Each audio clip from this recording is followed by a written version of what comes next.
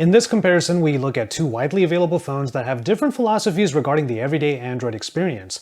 On the one hand, the long-standing pedigree of Samsung against the upstart that has made more waves recently than ever in OnePlus. This is Pocket Now, and I'm Joshua Vergara. What's going on, everybody? This is the Samsung Galaxy S20 versus the OnePlus 8, sponsored by Subcase. You notice that we're talking about the lower tiers of both lines in this comparison.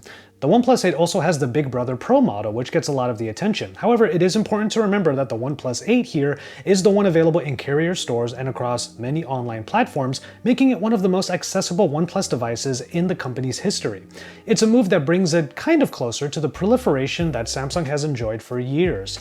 The Galaxy S20 is the smallest of the S20 lineup, with of course the S20 Plus and the S20 Ultra rounding out the high premium tiers. And right off the bat, I'm already a fan of the handling on both sides. These are smaller phones after all, with the S20 finding itself a little undersized in comparison.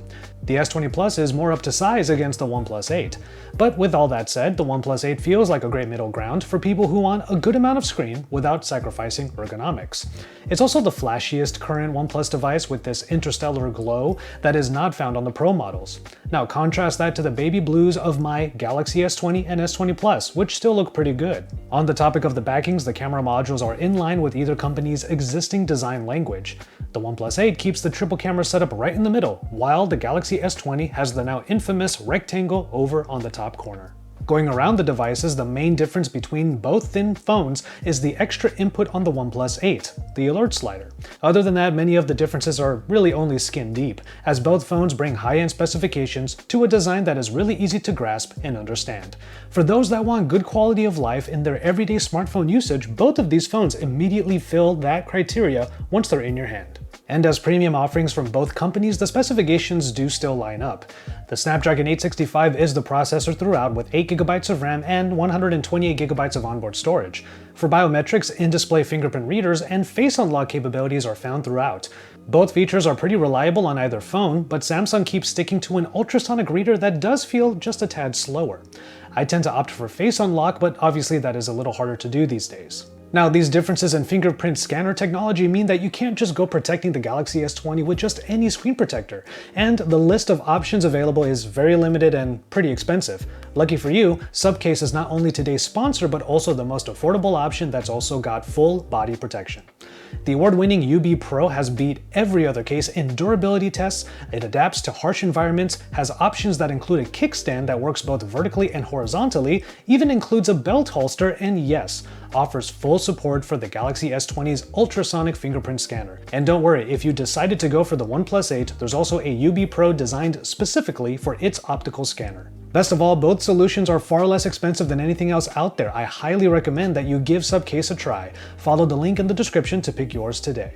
Discrepancies in the hardware list might sway you one way or another depending on your needs. The OnePlus 8 has a sizable battery at 4300 mAh, splitting the difference between the S20's 4000 and the S20 Plus's 4500 mAh battery. So no matter how you slice it, that's quite a bit of battery for phones that are actually delightfully thin. Battery life in either case is more than enough for a full day of work and play, but the Galaxy S20 has plenty of power options so you can really eke out a little bit more. On top of that, you have 15-watt wireless charging, whereas the OnePlus 8 didn't get any at all. Unfortunately, fast wireless warp charging was saved for the OnePlus 8 Pro. OnePlus does have a higher tier configuration with 12GB of RAM and 256GB of onboard storage, but it's for a higher price. At least the Galaxy S20 has an SD card slot, so you can cover that base. Now, I am going through the spec sheet here, but I did want to ensure that I get the hardware details out there before I dive into the real crux of this comparison. And that's how both companies leverage such hardware to make two different unique takes on Android. And that's because OnePlus's claim of the speed you need deserves a focal point. From their display down to the software in Oxygen OS, this phone is a breeze to use. The screen of the OnePlus 8 is a Full HD Plus AMOLED panel that tops out at 90Hz, potentially bringing a higher refresh rate to more people, and showing them how anything above 60 really makes smartphones feel a bit more futuristic. OnePlus did a great job of tuning their software and the display to provide a smooth and pleasing experience in their version of Android. And if there's one thing OnePlus fans swear by the most, it's Oxygen OS. One of the reasons why the OnePlus 8 line might strike users as faster and smoother is because it doesn't have too many Android alternatives. OnePlus Switch and OnePlus's own gallery apps are there, but otherwise many of the trappings of stock Android are the default. And it's not like OnePlus forgets that speed can be applied in other situations. Enhancements like the gaming and even more powerful Fanatic mode help make mobile gaming a high-performance endeavor as well. Now, contrast that to what we all know about Samsung, and it's the fact that when you dive into their ecosystem, it is riddled with Samsung's many alternatives. Now, it is important to note that even with all of these first-party apps and settings that might overwhelm users, the Galaxy S20 doesn't fall behind in terms of speed. Its Quad HD Super AMOLED display can go to 120Hz if the resolution is brought down to Full HD, making it a bit faster than the OnePlus 8. But I'm going to need you to tell me whether you actually see the difference between 90Hz and 120Hz. I think it's up to your perception and ultimately how useful it is for your usage. Now, in terms of this comparison, I get to use a phrase that I coined long ago, Galaxy Syndrome. It's a term that I use in order to describe a problem that I see many Samsung users face. In having a phone with so many features and apps that Samsung developed, people tend to find that at least half of them never get used. You might not use Bixby because Google Assistant is already there. Samsung DeX is probably a great way of expanding the phone's usage, but you don't really use it a lot. And Samsung's many other pre-installed applications are nice to have but end up sitting in the folder, the Samsung folder, out of sight and out of mind. Some features do prove useful, like the Edge panel, but in the end, none of these extras slow down the S20's overall experience, which means Samsung gets a little bit of credit for saturating their phones with features, but they don't sacrifice speed that much. Perhaps the best way to put it is that the Samsung ecosystem is trying its hardest to give you all these different ways to get things done, while the OnePlus ecosystem is just trying to make systems that already exist easier. So where does Samsung direct the value of their phones? Well, with the S20 line, the tagline was the phone that will change photography. Obviously, this was meant mostly for the S20 Ultra with its 100x zoom, but the S20 has its own way of prioritizing far-reaching photography. 12 megapixel main and ultra-wide sensors accompany the 64 megapixel telephoto sensor, the Samsung-built Bright sensor that is actually almost as wide in focal length as the original 12 megapixel main. Okay, so zoom is a priority here with this 64 megapixel lens cropping in to provide what is essentially a lossless quality at the same final resolution as the other sensors.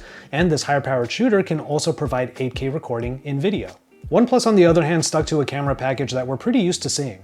A 48 megapixel main sensor, a 16 megapixel ultra wide, and a 2 megapixel macro lens. Honestly, probably the main misstep for the people here will be a macro lens. This is not a knock on macro photography, just a commentary on how these 2 megapixel results don't really do it much justice. And based on the spec alone, the OnePlus 8 might fall behind because it doesn't prioritize zoom, but that's obviously up to you to decide. But in terms of sheer quality, it's hard to go up against the already established tuning of Samsung's hardware and software. OnePlus was up to the task though.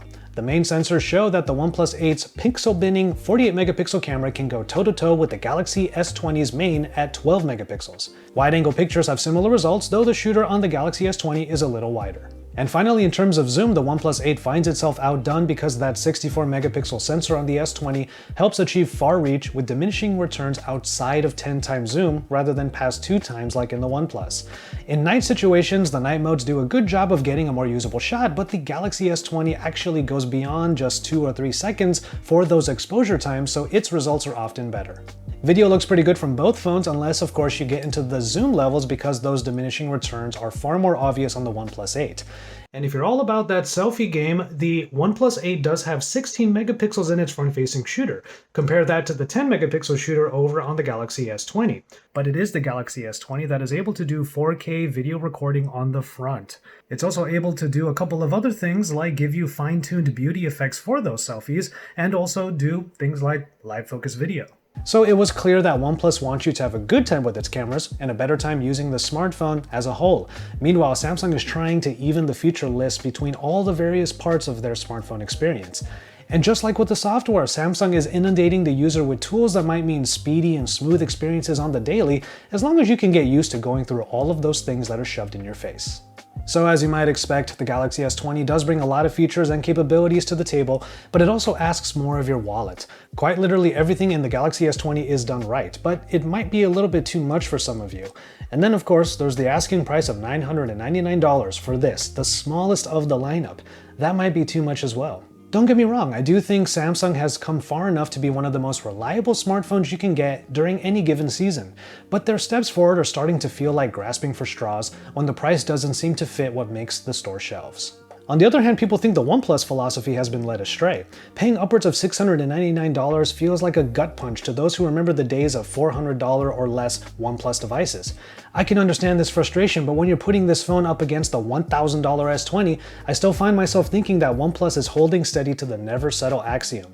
No, it doesn't do everything the Galaxy S20 does, but if you don't need it to, then you're getting your money's worth because OnePlus has continued to close the gap. I do still think that if you were to walk into a carrier store and see the Galaxy S20 and the OnePlus 8, you'd see the interstellar glow shine of the OnePlus 8 first and get intrigued. And then you'd probably end up noticing that the phone that changes photography might not be as practical than the speed you need. As always, thank you very much for watching, and I hope you enjoyed this comparison between the Galaxy S20 and the OnePlus 8. The OnePlus 8 is one compelling device still, especially when you put it up against some of its main competitors. Yes, it might be more expensive now, but it still undercuts the price of plenty of other phones that may or may not have everything that is ultimately useful for you. But let me know what you think about this comparison by going into the comment sections down below. At the very least, drop some likes on this video, and then subscribe to the Pocket Now channel if you haven't already. If you're new here, consider sticking around. From there, we're going to go ahead and call it on this video. Thank you so much for watching, and we will see you in our next video.